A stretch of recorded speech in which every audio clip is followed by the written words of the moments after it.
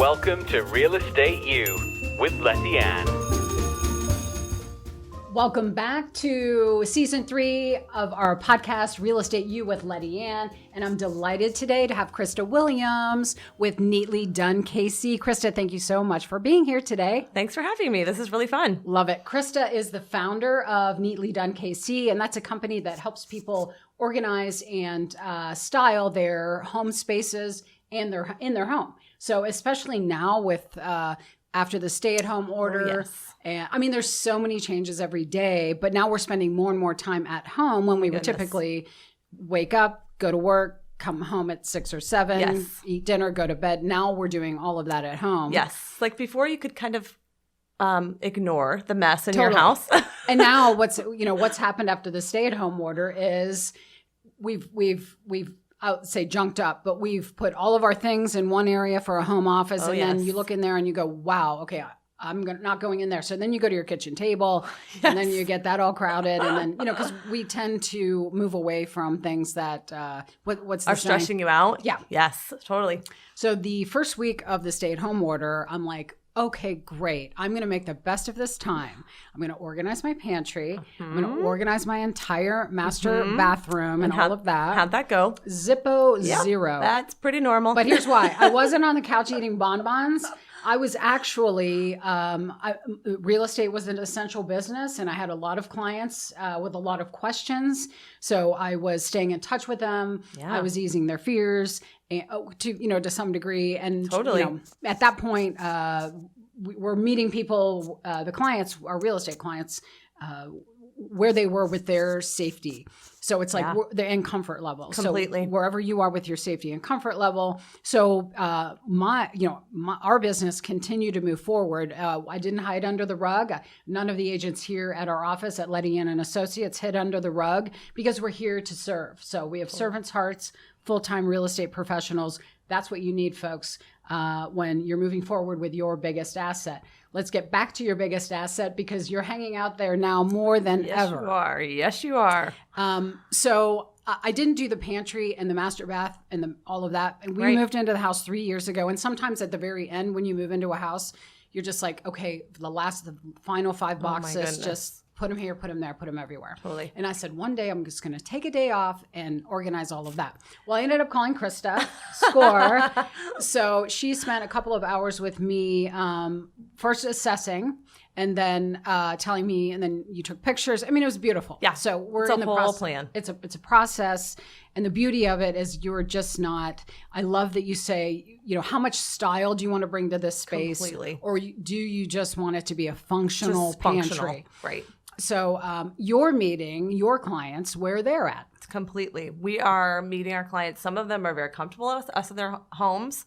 Some of them are like, can you come do my garage? And that's kind of where my comfort level is. Mm-hmm. But yeah, from a COVID perspective, we're totally meeting our clients wherever they are with their comfort level because having someone in your home is so different than it was in February of this year. Mm-hmm. And then at the same time, we're meeting our clients where they are from like you talked about, are you wanting a pantry that's Pinterest worthy, or are you wanting a pantry that's just functional? And we talk when we do the assessment and the consultation, we are just laying out the game plan for how do you want your home organized?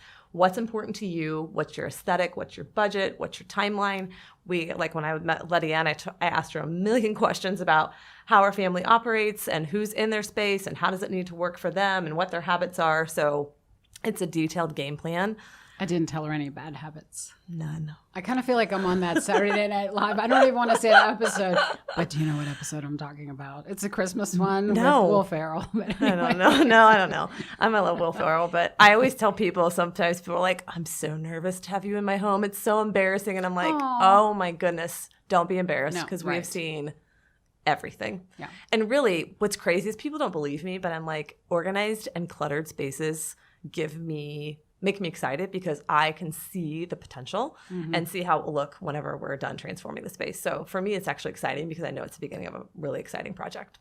So people, what if someone wants to get organized on their own? Like, where's a good place that you would have? Great question. Advice for someone who said, I can do that myself. Totally. Where do I start? Good question. Okay, so I always tell people, start in the space or a space where you spend a lot of time. because you're going to get the most kind of bang for your buck, right? Because your environment really plays heavily into your mental health and how you feel when you're in your home, right? So you want to feel calm, relaxed. So if your entryway is a hot mess, start there. Or maybe you spend a lot of time in your bedroom, start there. Make that a calm place. Or maybe it's your kitchen. Those 3 spaces I feel like people spend a lot of time in. So I always say pick the space that you feel like you spend a lot of time in and start there. And as far as what to do and how to get started, the thing is you just have to start. It's almost like a domino process. So once you just start and commit to it and start purging and sorting one space, it's just kind of like a trickle down effect that will just kind of keep you going. But we do have, I'm a big kind of nerd sometimes about acronyms and fun things. So I have an acronym that we follow for any space that we organize. So a pantry, a bathroom, a closet, a garage. It's called SPACE, SPACE. So there's a process. So you sort, then you purge, then you assign a spot for everything. Then you C is containerize, which is a real fun word. And then the last one is equalize, which is basically you maintain the space. So we can talk about all those fun specifics, but that's the general process that you follow for tackling any space. So you have a 5-step process. Yes. Now, is that for the homeowner and again, we talk about homeowners, but if you're a renter, and I mean, my stepdaughter in Dallas, she rents. Her place looks like it came right out of a magazine. Yep. She is the best decorator. She keeps everything in beautiful order. So, I mean, you don't have to be a homeowner, Completely. although we keep referring to that. These are great tips for anyone. You have a messy roommate or whatever. Totally. And I feel we've done several condos and apartments in downtown Kansas City. And I feel like it's almost more crucial when you're in a smaller space like that. Plus with roommates, because the complete opposite. Complete or opposite. Husbands or wives. We have messy husband calls a lot. But then also, I was going to say, we also help businesses as well. So we do storage closets for businesses or like a salon. We've helped them get organized. So we do lots of different things. But is your 5-step process SPACE? You got it. Look at you. I know. I'm on it. Love it. So, anyway, she had the white Birkenstocks when she came over to my house.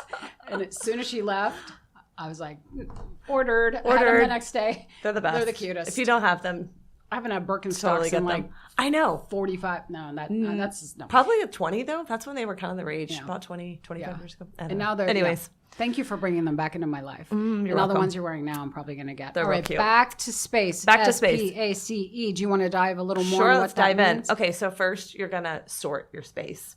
So sorting your space means pulling everything out. Okay. So I always tell people, so this is the process that we follow if we come to your home and organize your home. It's also the process that you can follow if you decide to DIY. So you're going to pull everything out, and it's going to be like a hot mess. So you're going to think your space is messy already. Tiptoeing over everything. Totally, but try then not you're to going to trip pull it on all out, and literally, so you need lots of vertical or horizontal space. You need countertops, put things on the floor, just sort things out. Then we're going to see everything that we don't need, and we can give to our kids or the neighbors or Goodwill. Yeah. Yes. So I'm like, sort it all out. And when you're sorting it, put like things with like things. So like if you're in your closet, you put all your short sleeves together. You put all your sweaters together, all your jeans. Are we still on S? We're still on S. So you're sorting. So you're pulling everything out, okay. sorting, putting things into like items. And what's really important during the sorting is to sort it as low a level as you can. So like when you're sorting all your sweaters, put all your black sweaters together and then put all your red sweaters together if you have that many things. So it kind of just depends on what collection of items you have, but you got to pull it all out and it's going to make a hot mess. But that's the important part is the sorting, because then that goes into P, which is the purging. So once you have everything laid out and it's like a garage sale in your in your home, then you can easily go through and be like, go back to our sweater example. So, okay, gosh, I see that I have 7 black sweaters. Okay, 2 of these don't really fit very well and I haven't worn them in a year or 2. One of them is really badly pilled, and why am I holding on to this? I need to let it go. And so then you're like, okay, well, that's an easier decision to make, because if you see all your 7 sweaters together, it doesn't give you as much angst letting go of 3 of them if you know that you still have 4 great ones left. Good point. So that's why the sorting is important, and then do the purge. And it just makes the purge much easier, because sometimes when you're trying to purge things one off, for some people, it's very difficult. Like, I might need this tomorrow morning. I might need it. But then you're like, oh, well, shoot, I already have 4 sets of measuring cups, so I probably don't need all 4 of these. But you don't know that if you're just looking at things one-off randomly in your cabinets. Does that make sense? Totally. So, yeah. So then you purge. So you purge. And I always tell people when you're doing the purge part, get a trash bag and also get a bin or another trash bag that I like to call relocate. So when you're purging your space, you're going to come across things that don't belong in the space, that have just happened there because your kids throw things in there, or your husband doesn't put things back where they belong, or whatever. It's a walk by, drop off. Totally. You're going to find things. So instead of getting sidetracked by those items and like running around your house and putting things away, like taking your kids' scrunchies back to the bathroom because they're in your pantry, just put them in a bag that says relocate, and at the very end of the project, you can just take that stuff. Some great stuff. Take that stuff and put it away after the project's done. It won't, because I feel like a lot of times people get so derailed with an organizing project. So it's just one more thing to kind of keep you focused on the project. Gotcha.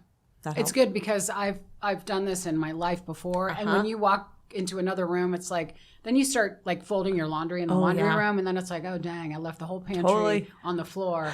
And then you're like, I'm just going out to eat. You're like, I'm just done. Yeah. I'm just done. 1-800-KRISTA. We're not using the kitchen for 2 more days or maybe 2 weeks. Depends on the mess.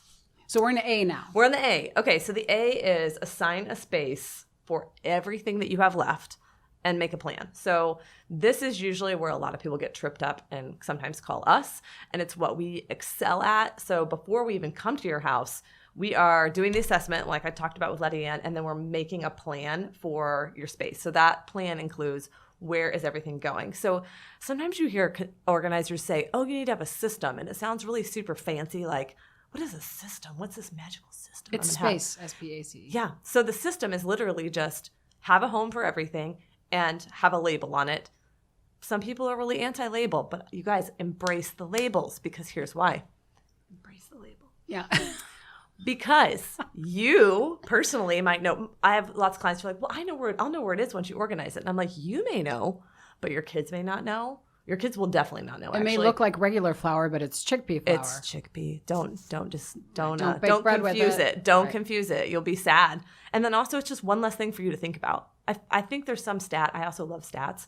I think there's a stat that each individual person makes about 30,000 decisions a day. Now, they're really small things, like, should I get up now when my alarm clock goes off? Am I going to brush my teeth? Like, just I hope you brush your teeth. Totally. But that's a whole nother deal. That's a whole nother topic. Right. It's not organizing, but it's just those little decisions. So if you can, people get decision fatigue. So if this is just the labels help with the decision fatigue of not having to remember, and oh yeah, where does that go? Oh, here, this basket, this bin, so the labels. Love it. All right. So you're going to just so if you're in a pantry, you're going to say, okay, I typically have 4 boxes of cereal on hand. So I need space for these 4 cereal boxes. I normally have 12 canned goods on hand. And then I keep all these certain baking ingredients. So you start just laying out a plan from a space perspective of what all you have. Mm-hmm. And what's important in that plan, too, is to decide what kind of containers you want. So that kind of goes into the next one, too. So that A, assign a space, and also C, containerize. Okay, containerize. Containerize. Do you like that? I think I just made that up. I need to trademark a lot of these before someone tries to take them from me. I don't think it's a real word. I've never looked it up. You can make up a word. I love it. I like words made up all the time. So containerize. So Might a lot be of on people. Your screen right now. Okay. Containerize is usually the first step that most people do. So they start with C first, because it's super exciting to go buy containers, right? It's fun to go shop around the container store, Home Goods. People love buying all the bins, but then you get home and you're like, oh shoot, they're not the right size. They don't really fit what I need. So but they get excited and think, if I get the containers, I'm really going to get this done. Then I'm gonna be organized. Right. But really, the containing spot is the 4th step in the process. Okay. So don't do that first. Okay. Number 1. Okay, so you're assigning a space and you're creating a system, and the part of that system is the containers that you choose. Mm-hmm. So the containers trip people up a lot of times too. For me, I love this. I have like a Rolodex of products in my brain. So this part is really easy for me and gives me a lot of joy, because I'm like, oh, I know exactly what you need in here and what we need. But for the average person that's trying to do it themselves, this part can get tricky. So I would say expect to spend time figuring out what containers to buy.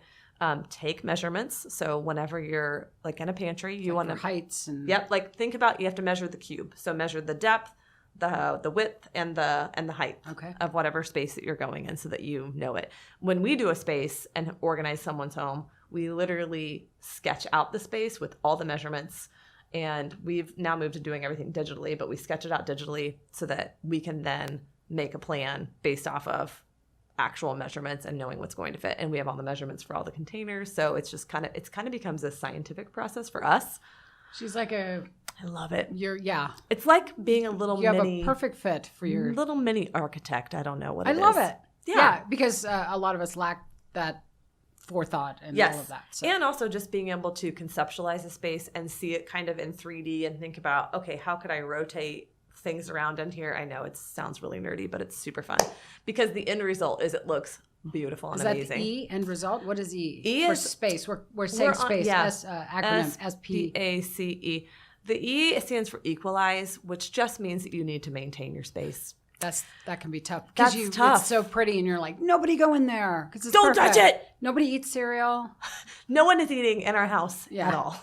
Right, but that's because you're in a hurry. Then the cinnamon spills, and it's like, oh, nuts. Right. Well, and I feel like too. That happened at my house. Yeah, we had a cereal spillage this morning at our house, but I feel like people think that organizing is like this magic bullet, and all of a sudden, like, I'm going to call Neatly Done and they're going to come do my space and it's going to be awesome, which it is. And it's going to look amazing and it's going to be hyper functional, but you have to maintain it because you don't come over every morning? I don't come over every morning. It's sad. I know, but I don't.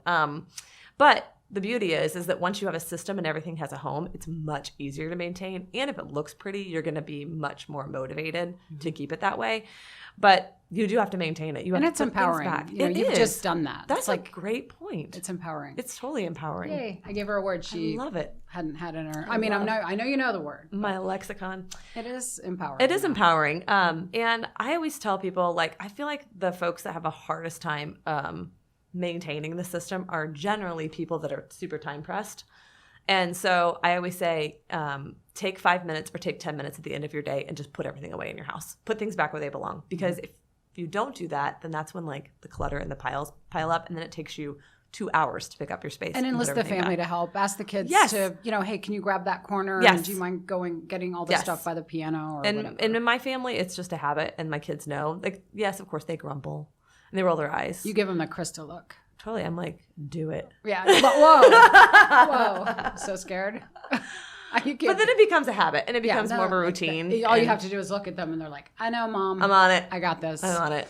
So if you're enjoying what Krista's saying and our content here, please be sure to follow Krista on her socials. Yes. Instagram, Neatly Done KC, like Kansas City. Of course, I failed to mention, but you probably know me by now, locally owned and operated business owners. Yes. Let's stay away from the big box if we can and support our local businesses, including Letty Ann and Associates Real Estate Services. It's not Wall Street owned or corporately owned. It's independently owned, as well as Neatly Done KC. So Facebook, Neatly Done KC, like Kansas City. Instagram, where else are you? Pinterest? We have some things on Pinterest. And then also our website has a lot of great content as well. Please tell us what that is. www.neatlydonekc.com. It's going to be on the screen here for you folks. And follow us on Instagram. We do stories a lot. We take you along when we're in people's homes if they're okay with it. And we kind of show you the whole process. We post lots of inspiration, lots of things if you want to DIY. It's really fun. We have a good time on Instagram. I would love for you to come back. Would you come back for another episode? We haven't even talked about garages yet or anything like that. Let's do it. Awesome. So thank you so much. You're welcome. Again, if you're enjoying the content, please subscribe to our YouTube channel. And that handle is Letty Ann and Associates Real Estate Services, so you don't miss any of this amazing content. We're trying to provide you, the consumer, with valuable information about real estate and home ownership and potential home ownership and all of those good things. So thank you for tuning in today, and we look forward to seeing you on another episode of Real Estate U with Letty Ann.